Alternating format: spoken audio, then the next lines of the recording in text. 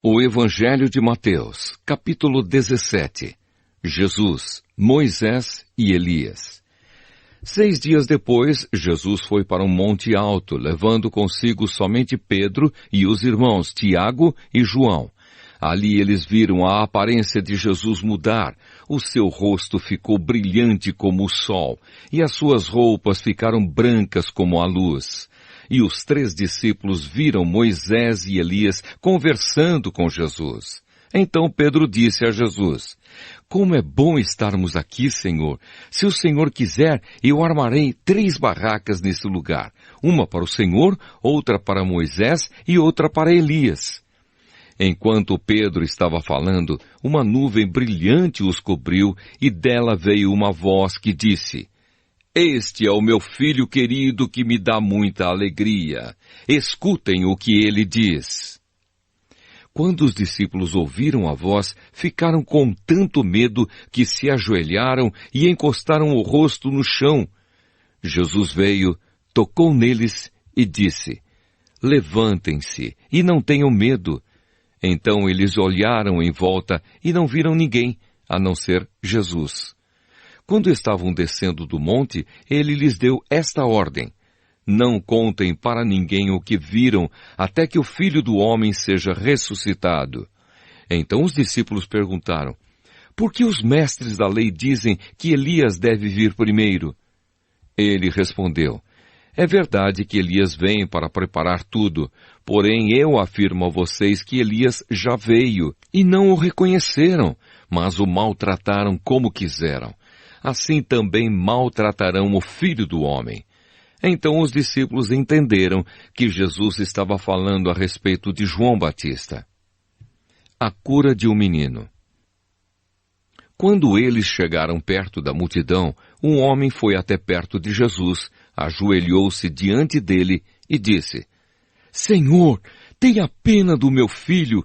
Ele é epilético e tem ataques tão fortes que muitas vezes cai no fogo ou na água.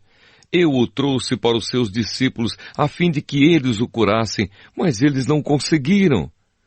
Jesus respondeu: "Gente má e sem fé, até quando ficarei com vocês? Até quando terei de aguentá-los? Tragam o menino aqui." Então deu uma ordem, o demônio saiu e no mesmo instante o menino ficou curado. Depois os discípulos chegaram perto de Jesus em particular e perguntaram: "Por que foi que nós não pudemos expulsar aquele demônio?" Jesus respondeu: "Foi porque vocês não têm bastante fé. Eu afirmo a vocês que isto é verdade. Se vocês tivessem fé, mesmo que fosse do tamanho de uma semente de mostarda, poderiam dizer a este monte: 'Saia daqui e vá para lá,' e ele iria. E vocês teriam poder para fazer qualquer coisa. Mas esse tipo de demônio só pode ser expulso com oração e jejum." Jesus fala outra vez da sua morte e da sua ressurreição.